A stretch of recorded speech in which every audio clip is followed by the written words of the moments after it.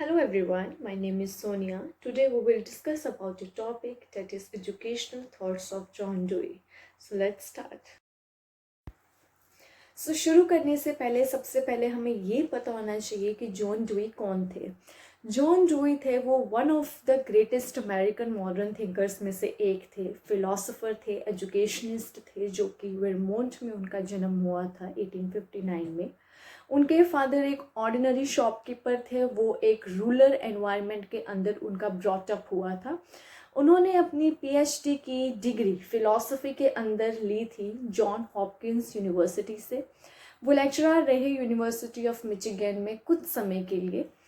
इन 1894 उनको head of philosophy के department का हेड उनको बना दिया गया था यूनिवर्सिटी ऑफ शिकागो में। 1986 में उन्होंने खुद का लेबोरेटरी स्कूल जो है वो फाउंड किया था यूनिवर्सिटी में। इस स्कूल के अंदर वो अपनी एजुकेशनल फिलॉसफीज और थ्योरीज को टेस्ट करते थे।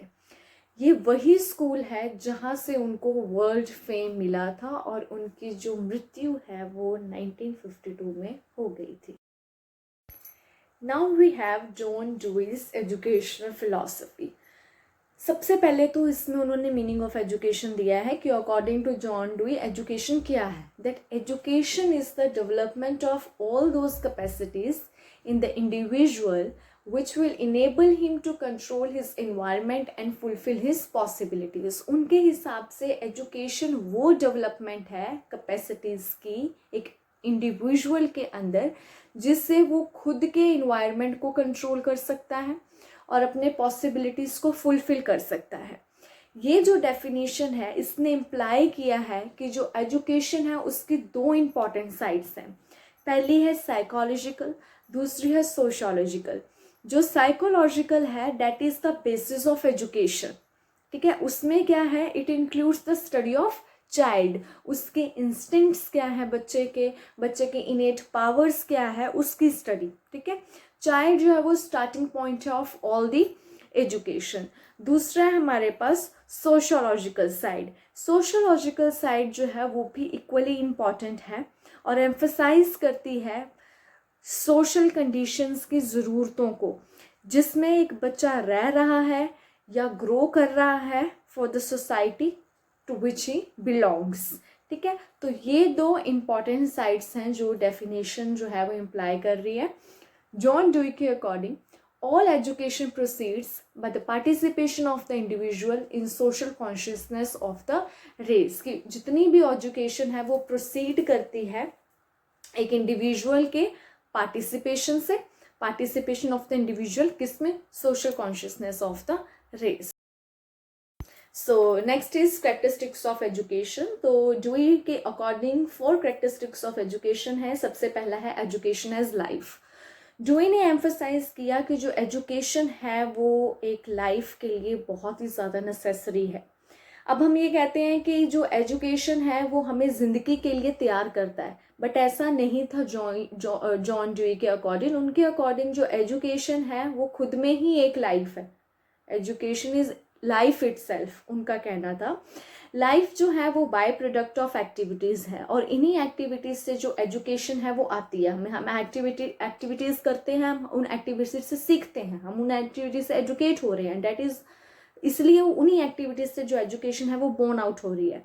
एजुकेशन उनके अकॉर्डिंग उनका कहना था कि एजुकेशन है वो इस तरीके से होनी चाहिए कि वो हर एक बच्चे को अपॉर्चुनिटी दे कि उनकी लाइफ में जितनी भी प्रॉब्लम्स हैं वो उनको फेस कर सकें। ठीक है, बाय लाइफ जो इन्हें यहाँ वर्ड यूज़ किया है लाइफ, उनका मतलब यहाँ पर लाइफ का इंडिविजुअल लाइफ या पर्सनल लाइफ नहीं है। उनका मतलब यहाँ पे लाइफ का है social life. Second we have education as growth. Education जो है वो it is the process of growth. ठीक है, ग्रोथ जो है वो रियल फंक्शन है एजुकेशन का। जॉन ड्यूई का ये कहना था।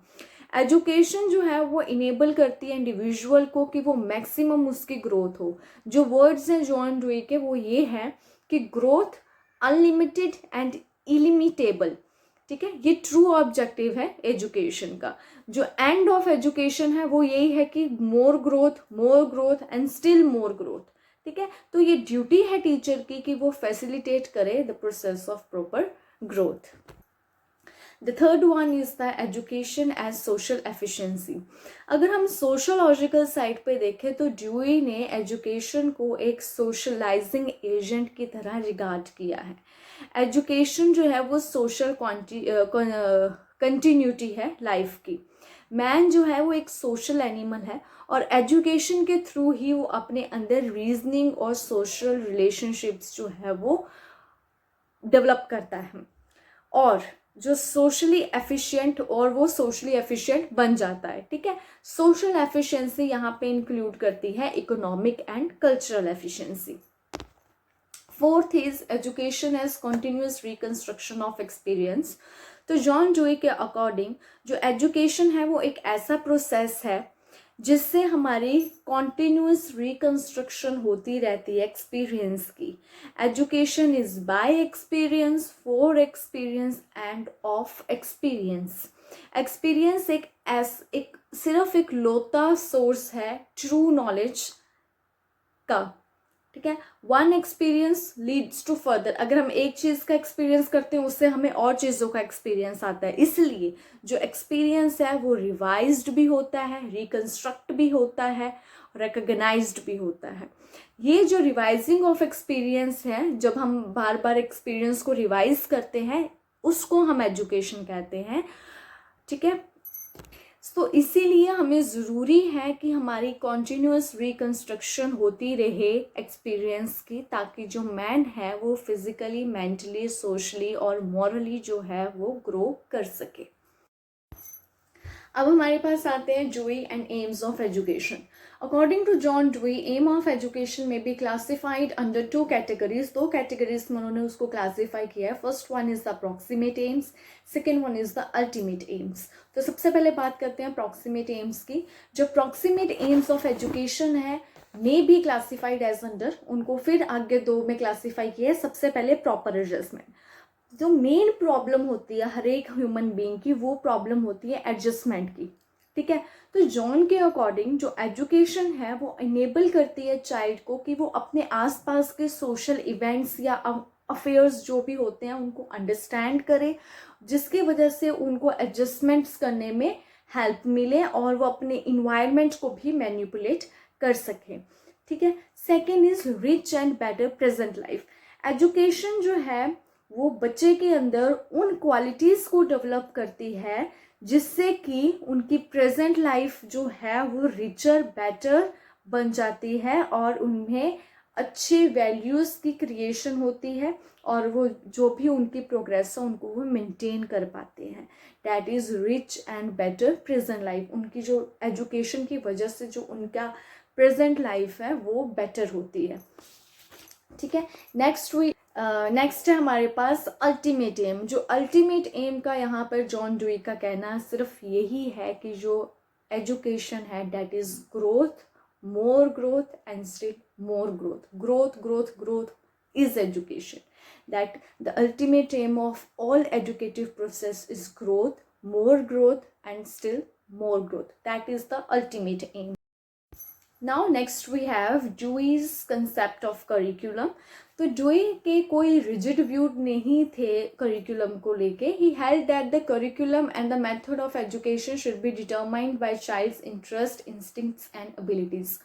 उनका कहना यही था कि जो करिकुलम है या मेथड ऑफ एजुकेशन है वो डिटरमाइन होना चाहिए बच्चे के इंटरेस्ट, इंस्टिंक्ट्स और एबिलिटीज़ को लेकर। तो उन्होंने कुछ प्रिंसिपल्स दिए हैं। सबसे पहले is the principle of utility. Dewey ने ये कहा था कि जो करिकुलम है, ठीक है, उसमें कुछ यूटिलिटी होनी चाहिए। वो सब्जेक्ट्स जो है वो इंक्लूड होने चाहिए करिकुलम के अंदर जो कि ह्यूमन प्रॉब्लम्स को सॉल्व करने के लिए यूजफुल हो और लाइफ के सिचुएशंस को फेस करने के लिए यूजफुल हो। ही हिमसेल्फ सेड कि मैन के जो फंडामेंटल कॉमन कंसर्न होते हैं वो क्या होते हैं, वो किसके लिए, वो कंसर्न किस चीज़ के लिए होते हैं, एक फूड के लिए, शेल्टर के लिए या क्लोथिंग के लिए, ठीक है, या कोई हाउस होल्ड फर्नीचर हो गए या अप्लायंसेस हो गए, है ना, इन सब के लिए वो कंसर्न होते हैं। तो उनका कहना यही था कि ऐसे सब्जेक्ट्स जो है वो इंक्लूड होने चाहिए जिससे कि बच्चा जो है वो अपने प्रॉब्लम्स सॉल्व कर सके और अपने लाइफ के सिचुएशन को फेस कर सके। That is principal of utility. Second is the principle of flexibility. तो अकॉर्डिंग टू जॉन डोए ये बेटर है कि जो करिकुलम है वो फ्लेक्सिबल हो, रिजिड ना हो। फ्लेक्सिबल मीन्स चेंजिंग हो, चेंज होता रहता हो, है ना। इट मस्ट बी कैपेबल कि अकोमोडेट हो चेंज बच्चे के, क्योंकि बच्चे के चाइल्ड्स के इंटरेस्ट इंक्लिनेशंस जो है वो भी चेंज होते रहते हैं सोशल रिक्वायरमेंट्स को देख के। तो उसी हिसाब से हमें अपना करिकुलम जो है वो भी फ्लेक्सिबल होना चाहिए। जो करिकुलम है एलिमेंट्री स्कूल का वो सेकेंडरी स्कूल से डिफरेंट होना चाहिए। ड्यूई ने यह सर्ट किया कि जो करिकुलम है एलिमेंट्री स्कूल का वो 5 फोल्ड नीड्स के ऊपर बेस होना चाहिए और बच्चे के इंटरेस्ट के ऊपर बेस होना चाहिए, जो कि है conservation, communicating, inquiry and finding out things, construction, artistic expression. ये जो 5 फोल्ड है इनके ऊपर जो करिकुलम है एलिमेंट्री स्कूल का वो बनना चाहिए। ठीक है, उसके बाद है प्रिंसिपल ऑफ चाइल्ड्स एक्सपीरियंस। जो करिकुलम है वो बच्चे के कंटेम्प्रेरी एक्सपीरियंस के साथ रिलेट करना चाहिए। जो करिकुलम है वो इतना को ऑर्गेनाइज होना चाहिए जिसमें एक बच्चे it should enrich the experience already acquire and add new experience and ideas to existing one. एक बच्चे के अंदर एक्सपीरियंस है, करिकुलम ऐसा होना चाहिए कि और बच्चे में उसके अंदर बच्चा और एक्सपीरियंस ऐड करे अपने एग्जिस्टिंग वंस में। ठीक है, जो एजुकेटिव एक्सपीरियंस है बुक्स, टीचर्स, सेपरेटर्स, ये सारे होने चाहिए। However, teaching through books should be supplanted by programs which provide practical experience of various kinds. Next we have principle of community centredness and life centredness. John Dewey emphasise करते थे कि community centred और life centred curriculum हो। वो ये believe करते थे कि जो कम्युनिटी की डिमांड है वो एजुकेशन के एजेंसीज के थ्रू जो है वो फुलफिल्ड हो। हैंस जो प्रॉब्लम ऑफ लाइफ है should form part of the curriculum. Next principle of correlation. Dewey ने ये कहा था कि जो डिफरेंट सब्जेक्ट्स है करिकुलम के अंदर वो कोरिलेट करने चाहिए एक दूसरे के साथ, and they should be presented in an integrated and not in an isolated manner. उनका ये कहना था कि जो सब्जेक्ट है वो एक दूसरे के साथ कोरिलेट होने चाहिए, ठीक है, और वो एक इंटीग्रेटेड मैनर में होने चाहिए, आइसोलेटेड मैनर में नहीं होने चाहिए। जो साइकोलॉजिकल रीज़न है इंटीग्रेशन के पीछे कि इंटीग्रेशन क्यों होने चाहिए, उसके पीछे एक साइकोलॉजिकल रीज़न है कि जो माइंड है बच्चे का उसमें कंप्लीट यूनिटी हो and is not divided into water tight compartments. Water tight compartments में डिवाइड ना हो, उसमें कंप्लीट यूनिटी हो बच्चे के दिमाग में। इसके लिए वो इंटीग्रेशन वाला मैनर में प्रेजेंट होना चाहिए करिकुलम। जॉन ड्यूई ने एलिमेंट्री स्कूल लाइफ को और करिकुलम को 3 पीरियड्स के अंदर डिवाइड किया है। सबसे पहले है फर्स्ट पीरियड। फर्स्ट पीरियड जो है वो 4 साल से लेकर 8 साल के बच्चों तक के लिए है। इस पीरियड के अंदर जो इम्पॉर्टेंट सब्जेक्ट्स होंगे वो बहुत सिंपल होंगे, जैसे रीडिंग, राइटिंग एंड अरिथमेटिक। ठीक है, ऑर्डिनरी फार्म वर्क जो है वो भी इंक्लूड कर सकते हैं। उसके बाद आता है सेकंड पीरियड, वो होता है 8 से लेकर 12 साल के बच्चों तक।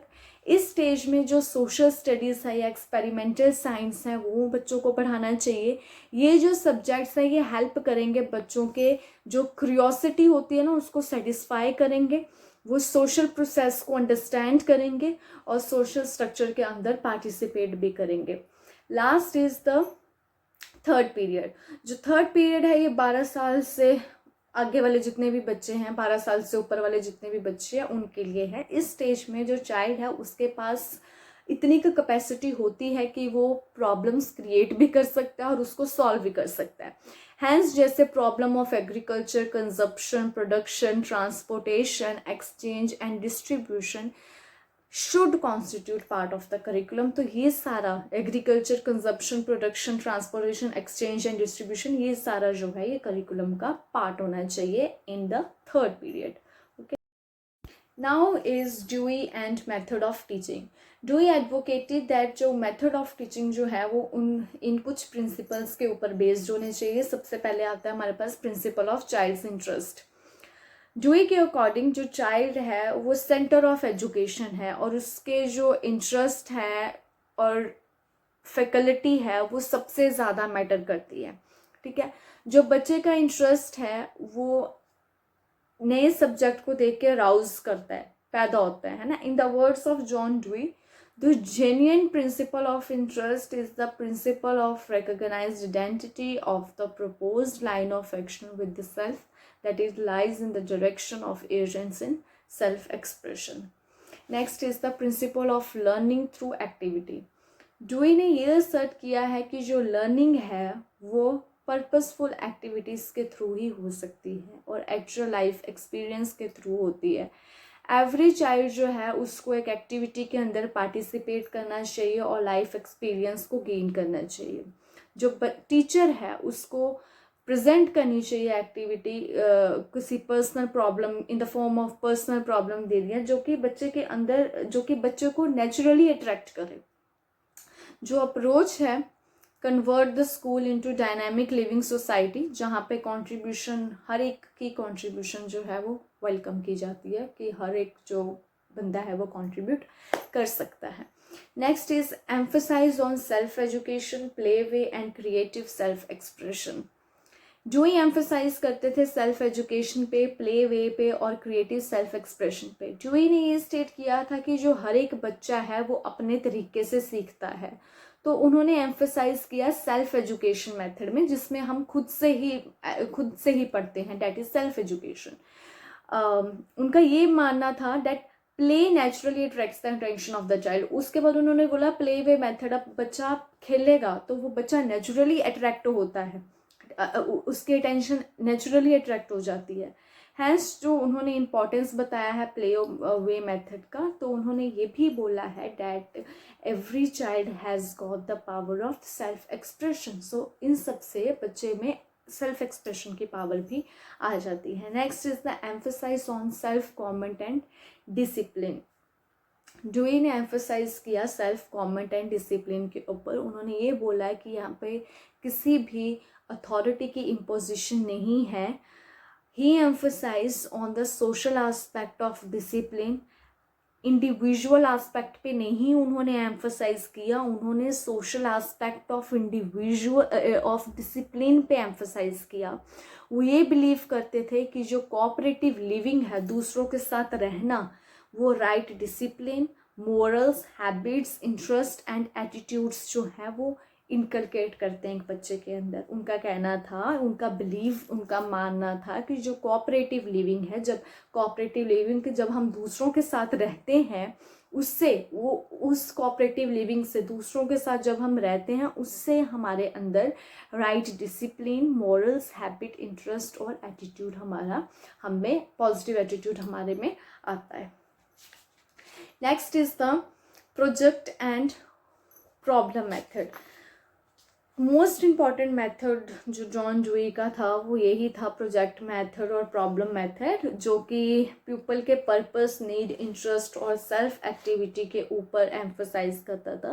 प्रोजेक्ट मेथड इम्प्लाई करता था वो सारे प्रिंसिपल्स और फुलफिल करता था गुड लर्निंग के सारे कंडीशंस को. ठीक है, प्रोजेक्ट एक पर्पसफुल एक्टिविटी थी सोशल इन्वायरमेंट के अंदर, जो कि बच्चों की रियल लाइफ सिचुएशन से ली गई थी. चिल्ड्रंस जो है उनको वो अपॉर्चुनिटीज़ देते थे वर्क और प्ले की, वो सीखते थे, एक्टिविटीज़ करके वो सीखते थे. जो उसके बाद हमारे पास आता है Dewey's view on role of teacher, कि टीचर का रोल कैसा होना चाहिए ड्यूई के अकॉर्डिंग.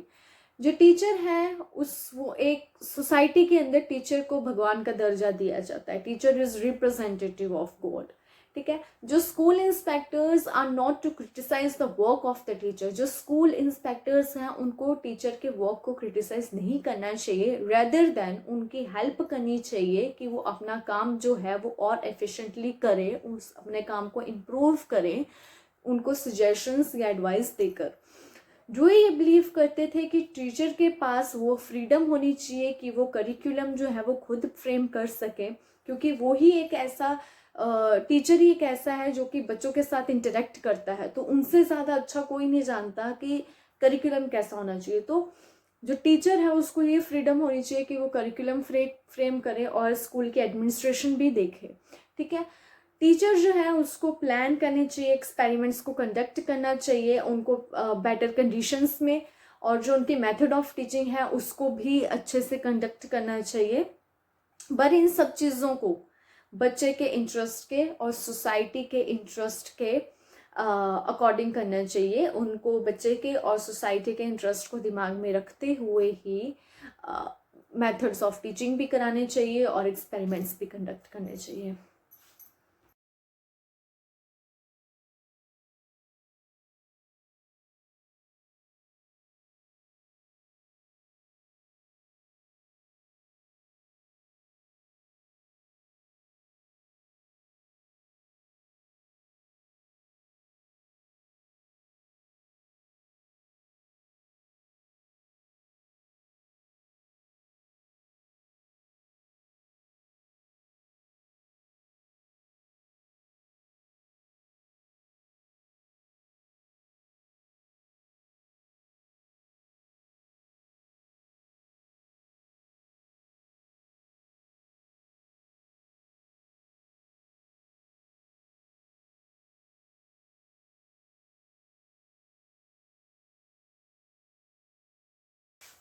उसके बाद हमारे पास आता है Dewey's view on role of teacher, कि टीचर का रोल कैसा होना चाहिए डुई के अकॉर्डिंग।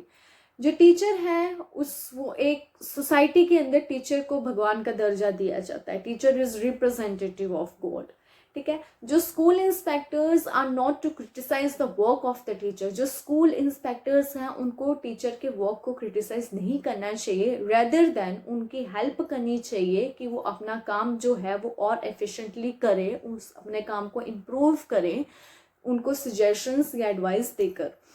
जो ये बिलीव करते थे कि टीचर के पास वो फ्रीडम होनी चाहिए कि वो करिकुलम जो है वो खुद फ्रेम कर सके, क्योंकि वो ही एक ऐसा टीचर ही एक ऐसा है जो कि बच्चों के साथ इंटरेक्ट करता है, तो उनसे ज़्यादा अच्छा कोई नहीं जानता कि करिकुलम कैसा होना चाहिए। तो जो टीचर है उसको ये फ्रीडम होनी चाहिए कि वो करिकुलम फ्रेम करे और स्कूल की एडमिनिस्ट्रेशन भी देखे, ठीक है। टीचर जो है उसको प्लान करने चाहिए, एक्सपेरिमेंट्स को कंडक्ट करना चाहिए उनको बेटर कंडीशंस में, और जो उनकी मेथड ऑफ टीचिंग है उसको भी अच्छे से कंडक्ट करना चाहिए। पर इन सब चीज़ों को बच्चे के इंटरेस्ट के और सोसाइटी के इंटरेस्ट के अकॉर्डिंग करना चाहिए। उनको बच्चे के और सोसाइटी के इंटरेस्ट को दिमाग में रखते हुए ही मेथड्स ऑफ टीचिंग भी कराने चाहिए और एक्सपेरिमेंट्स भी कंडक्ट करने चाहिए। Now next we have Dewey's view on an ideal school. Dewey के अकॉर्डिंग जो आइडियल स्कूल है वो जगह है जहाँ पे बच्चे जो हैं वो अपने एक्सपीरियंसेस से सीखते हैं। According to Dewey, the school that form of community life in which all those agencies are concentrated that will be more effective in bringing the child to share in the inherited resources of the race and to use his own process for social end। तो उन्होंने features दिए हैं ideal school के। सबसे पहले is enlarged ideal home.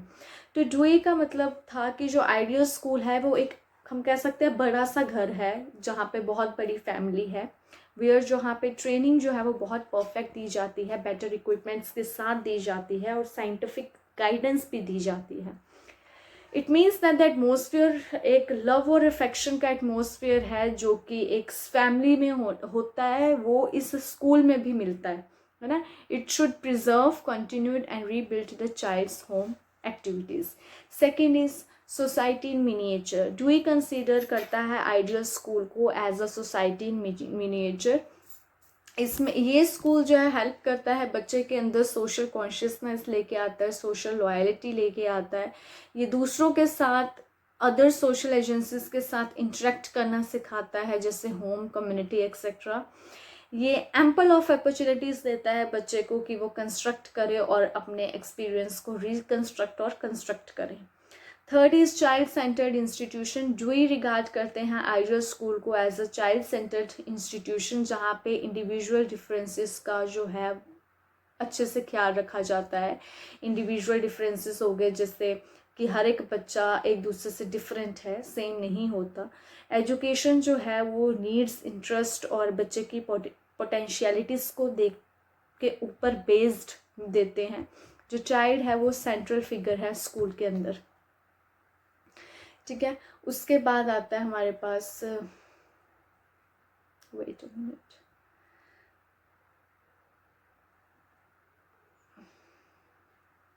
next we have where that is, next we have experimental institute। जूही के according जो ideal school है वो एक एक्सपेरिमेंटल इंस्टीट्यूट है। ये वो प्लेस है जहाँ पे जो भी एक्सपेरिमेंट्स होते हैं लाइफ के अंदर उसके बारे में हम पढ़ते हैं, उसके बारे में हमें बताया जाता है। ये एक एक्सपेरिमेंटेशन की जगह है टीचर्स के लिए भी और बच्चों के लिए भी। क्लासरूम्स जो हैं वो लेबोरेटरीज़ की तरह ट्रीटेड किए जाते हैं और टीचर्स जो हैं वो डेमोन्स्ट्रेटर्स होते हैं उन लेबोरेटरीज़ के। Next is the provision for vocational education. John के अकॉर्डिंग स्कूल में जो बच्चा है उसको एक एटलीस्ट वन वोकेशन के बारे में पढ़ाना चाहिए ताकि वो उसको हेल्प करे अर्निंग में और लाइवलीहुड में। It should be noted here जो कि वोकेशन है वो सोसाइटी के नीड्स के अकॉर्डिंग जो है बतानी चाहिए, पढ़ानी चाहिए सोसाइटी के नीड्स को देखते हुए।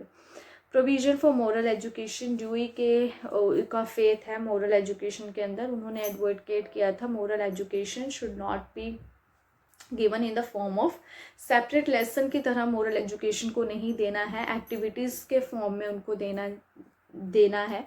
जो बेस्ट मोरल ट्रेनिंग है जो एक बच्चा रिसीव करता है by having proper education, proper relations with other, जो बेस्ट वे है मोरल एजुकेशन को लेने का, डैट इज़ द दूसरों के साथ proper relationships. Next is the provision for learning by doing. According to John doing कि करके सीखना, learning by doing is the motto of ideal school. उनके आइडियल स्कूल का मोटो ही लर्निंग बाय डूइंग था। उन्होंने एडवोकेट किया था कि जो रियल लाइफ एक्सपीरियंस होता है घर का और जो एक्टिविटीज़ होती हैं वो स्कूल के अंदर प्रोवाइड होनी चाहिए। आइडियल स्कूल एक एक्टिविटी स्कूल है जहाँ पे लर्निंग जो है वो प्रोजेक्ट्स और प्रॉब्लम के बेसिस पे होती है, ठीक है। Last is teacher as a representative of God. Dewey जो थे वो Dewey's teacher in his ideal school वो उनके लिए रिप्रेजेंटेटिव ऑफ गॉड थे। उनको फुल फ्रीडम थी in determining the AIIMS of education, curriculum और मेथड ऑफ टीचिंग के लिए। वो सुपरवाइज करते थे, गाइड करते थे एजुकेशनल एक्टिविटीज़ को बच्चों की। वो रिस्पॉन्सिबल थे कि वो मैक्सिमम डेवलपमेंट ऑफ प्यूपिल की करें। ही इज़ टू ले the foundation of social life. Now next we have Dewey's influence on modern education. Many of Dewey's ideas have had a great impact on modern education. जितने भी इनके ideas थे उनका बहुत ही अच्छा इम्पैक्ट पड़ा है आपकी मॉडर्न एजुकेशन के अंदर। सबसे पहले is the impact on aims of education. Nowadays हम जानते हैं कि one of the important aim of education क्या था कि टीचिंग करनी है डेमोक्रेटिक वैल्यूज़ की, ठीक है। Doing insisted on developing social or democratic qualities in the child. Modern schools में ये जो एम्स हैं वो भी एक्सेप्टेड किए गए। जो ड्यूई ने कहा था कि एक सोशल और डेमोक्रेटिक क्वालिटीज़ एक बच्चे के अंदर डेवलप होनी चाहिए और मॉडर्न एजुकेशन में भी ये aim of education, modern schools में ये एम ऑफ एजुकेशन जो है वो एक्सेप्ट किया गया। Next is impact on education method. जो ग्रेटेस्ट इम्पैक्ट था ड्यूई के आइडियाज़ का वो मेथड ऑफ एजुकेशन में देखा जा रहा है। रिसेंट टाइम्स में वो मेथड ऑफ एजुकेशन में देखा जा रहा है। डूइंग जो है उसने प्लेस ऑफ मोटिवेशन पे एम्फसाइज किया था, लर्निंग के इंटरेस्ट पे एम्फसाइज किया था, learning by living, learning by doing, learning by experience etcetera. ये सारी चीज़ें हम देख रहे हैं कि मॉडर्न एजुकेशन में, मॉडर्न टाइम्स में ये सब चीज़ पे भी एम्फसाइज किया जा रहा है जो कि डूई भी करते थे। He asserted the spirit of उन्होंने play way direct experience of thing construction and use of tools। जो most important method of teaching था जो ड्यूई ने advocate किया था that is the project method and problem method। तो ये जो ideals और methods जो हैं वो भी उन्होंने modern teaching techniques को भी influence किया है और अभी भी ये सब चीज़ों को ज़्यादा अहमियत दी जाती है, learning by doing, as you all know. Next is impact on curriculum. Dewey took a very wide view of curriculum which corresponding to our present concept of curriculum. जो इम्पैक्ट था डुई आइडियाज़ का curriculum पे, उसमें introduction हुई है उसकी वजह से ब्रॉड बेस्ड लाइफ की, life centred, child centred, community centred and correlated curriculum. Importance जो है वो मैनुअल स्किल्स के साथ अटैच की गई है, मैनुअल स्किल सब्जेक्ट्स के साथ और वोकेशनल सब्जेक्ट्स के साथ मॉडर्न करिकुलम के अंदर. मोर ओवर जो ड्यू प्लेस है वो भी वेरियस काइंड्स ऑफ बची हुई जगह जो है वो सारी अलग अलग तरीके की गेम्स को भी दी गई है. Next is impact on discipline. जो ड्यूई है उनका कंसेप्ट था फ्री डिसिप्लिन का, है ना, सेल्फ डिसिप्लिन का या सोशल डिसिप्लिन का. इन सब चीज़ों को भी मॉडर्न एजुकेशनिस्ट, इन सब चीज़ों ने भी मॉडर्न एजुकेशनिस्ट की जो अटेंशन है वो अट्रैक्ट की है. Today is trained is self control and democratic citizenship. Next is the creation of experimental school. Dewey ने इस्टेब्लिश किया था एक्सपेरिमेंटल और लेबोरेटरी स्कूल, है ना. बहुत ज़्यादा आज भी बहुत ज़्यादा एक्सपेरिमेंटल इंस्टीट्यूट्स हैं, रिसर्च इंस्टीट्यूट्स हैं जो कि बहुत ज़्यादा थ्योरीज को ट्राई कर रहे हैं एजुकेशन के अंदर इन हर एक कंट्री में, तो अपनी एजुकेशन को इम्प्रूव करने के लिए, जो कि बहुत ज़्यादा इम्पॉर्टेंट है. Next is the close contact between school and societies. It is on the account of Dewey that today's school और society जो है वो close contact में है और जो बच्चे के एक्सपीरियंस.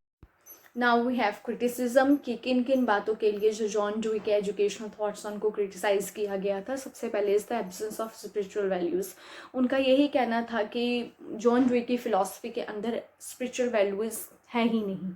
ठीक है, जो ड्यूई की फ़िलासफ़ी है वो more and more material welfare of the individual के लिए है. ठीक है, इसके अंदर उन्होंने स्पिरिचुअल वैल्यूज़ के बारे में बिल्कुल भी नहीं बोला है. There is no place of this values in Dewey's philosophy. ठीक है. Second is wrong and contradictory theory. Dewey को रिगार्ड किया है एजुकेशन एज, उन्होंने एजुकेशन को मियर बायोलॉजिकल ग्रोथ की तरह रिगार्ड किया है, जो कि गलत है. ग्रोथ जो है, बच्चे की ग्रोथ को हम किसी प्लांट और एनिमल की ग्रोथ के साथ कंपेयर नहीं कर सकते. एजुकेशन जो है वो सेल्फ कॉन्शियसनेस लेके आता है इंडिविजुअल में, जो कि एक ग्रोथ ऑफ थॉट होता है ना. प्लांट्स और एनिमल्स के पास कोई ग्रोथ थॉट नहीं होता, बट ह्यूमन चाइल्ड के पास थॉट और स्पिरिट दोनों होती है. ड्यूई ये बिलीव करते थे कि जो मैन है, man is the creator of values. ठीक है. उन्होंने खुद को क्रिटिसाइज़ किया था जब उन्होंने ये एडमिट किया था कि जो इंडिविजुअल है वो ट्रेंड होना चाहिए to live up the ideals of society. इस चीज़ पे उन्होंने खुद को ही क्रिटिसाइज़ किया था. इसका मतलब ये है कि जो सोसाइटी है उसके खुद के ही कुछ आइडियल्स और एम्स हैं जो कि इंडिविजुअल को रियलाइज़ करने हैं लाइफ के अंदर. If this is true, then John Dewey has ignored the existing ideals of the society. और अगर ये सच है तो जॉन ड्यूई ने एग्जिस्टिंग आइडियल्स जो है सोसाइटी के उसको इग्नोर किया है, जो अल्टीमेट वैल्यूज़ हैं और already there. So the individual has only to discover them, कि जो अल्टीमेटेड वैल्यूज़ हैं वो तो पहले ही वहाँ पे हैं, बस एक जो इंडिविजुअल है उसको वो वैल्यूज़ डिस्कवर करनी है. ठीक है. Next is no clear cut aims of education. Dewey is not as clear about the aims of education as ideals. वो क्लियर ही नहीं थे. उनके aims of education are vague. Education without clear cut AIIMS जो है वो meaningless बन जाती है या पर्पसलेस एक्टिविटी बन जाती है. तो जॉन ड्यूई ने एक क्वेट दिया था, to quote John Dewey, It is nonsense to talk about the aims of education or any other undertaking where conditions do not permit of foresight or results and not stimulate a person to look ahead to see what the outcome of given society is to be. If education has no aim, then it is inconceivable. Why should we educate at all? अगर education का कोई M ही नहीं है तो हम किसी को convince नहीं कर सकते कि हम एजुकेट क्यों कर रहे हैं. Right. Next is no place for formal education. Dewey ने फॉर्मल एजुकेशन को रिजेक्ट ही कर दिया था। ही एडवोकेट कि जो चाइल्ड है उसको सिर्फ सेल्फ एक्टिविटी या सेल्फ एक्सपीरियंस के साथ ही पढ़ना है। हमारा जो लाइफ ऑफ स्पैन है वो बहुत छोटा है और इसमें हमें एक्वायर करनी है नॉलेज सेल्फ एक्टिविटी से या सेल्फ एक्सपीरियंस से।